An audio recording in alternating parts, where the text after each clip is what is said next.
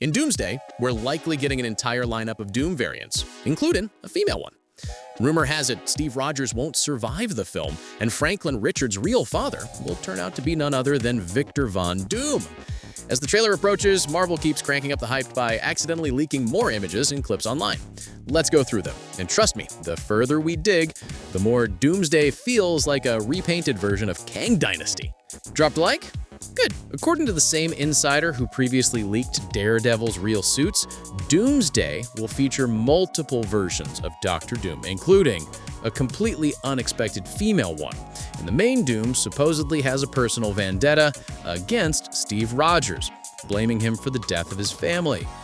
Anyone who watched our breakdown of the original Kang Dynasty script is already getting suspicious.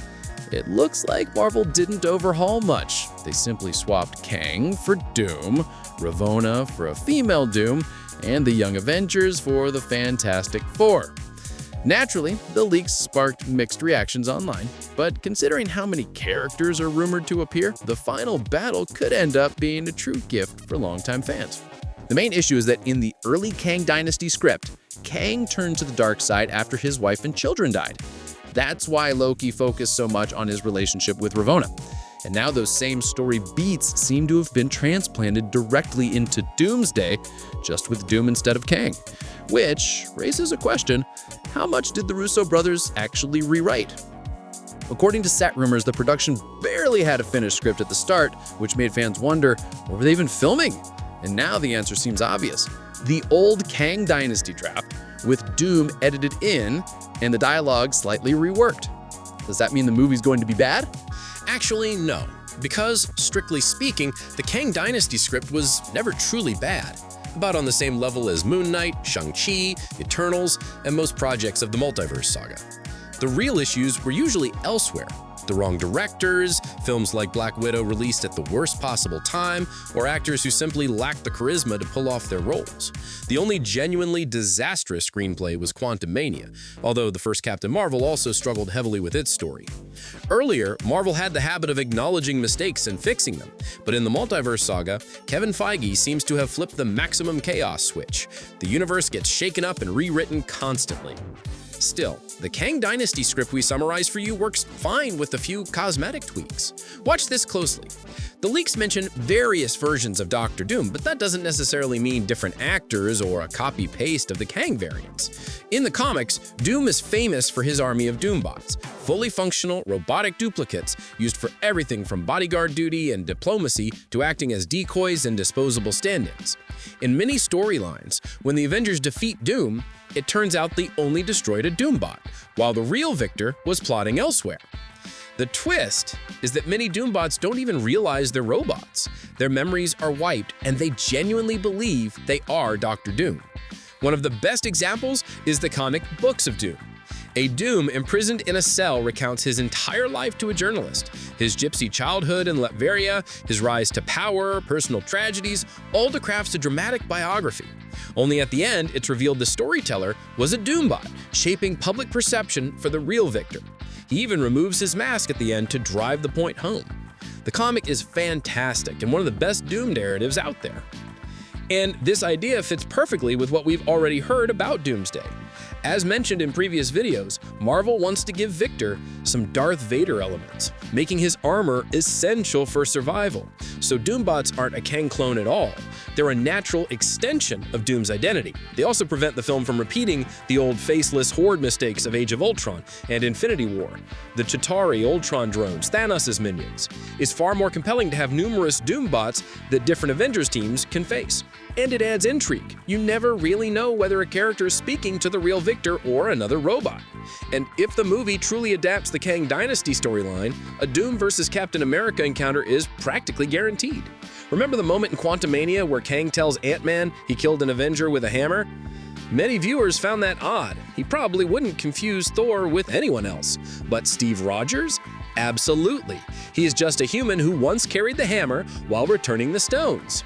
Yes, in the sacred timeline, Steve lived happily ever after with Peggy, but that timeline was thrown off balance in Loki Season 2, which means Doomsday might easily kill that version of Steve early in the movie to raise the stakes, then introduce a different Captain America later from another universe, and that's fine.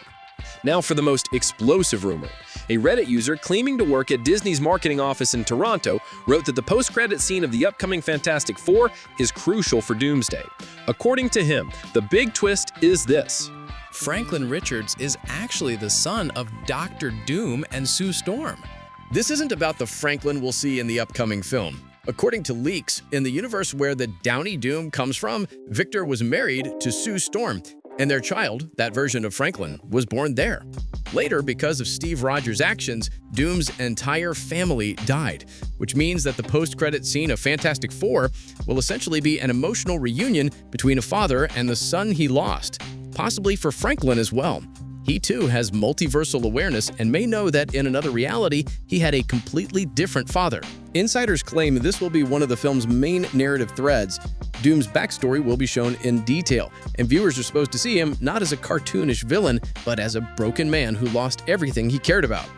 There's also a more exotic fan theory. It suggests that Doom is actually native to the same universe as the Fantastic Four, and literally Franklin's biological father. In the movie, Reed and Sue struggled to have a child, and only miraculously succeeded later. Some fans believe Sue may have been unfaithful, hence her lingering looks at the empty throne of Latveria's ruler. This theory is far-fetched, but a love triangle between Reed, Sue, and Doom is much more plausible, especially since it mirrors the original Secret Wars storyline. The good news, insiders say we'll learn Doom's full backstory in about a month. All these leaks allegedly came from Disney's marketing department, which has already seen the new trailer, and it reportedly contains a lot of hints about Doom's past. It's a pity Julian McMahon didn't live to see this. His version of Doom would almost certainly have received a reference or cameo, though the filmmakers may still find a way to honor him.